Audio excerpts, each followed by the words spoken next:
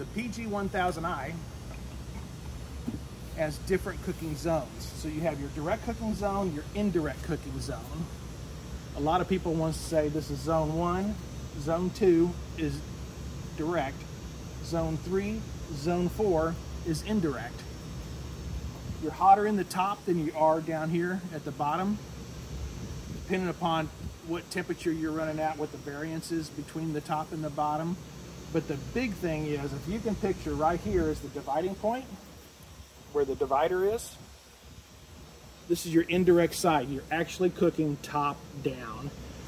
In the barbecue temperatures, which is 225 or 200 up to 325, you won't notice any difference between top and bottom cooking.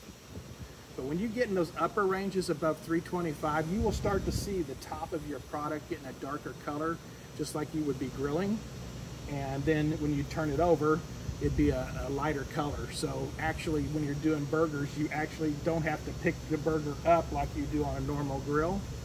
You actually you're looking at your side that the heat is coming against. It's an amazing way to cook.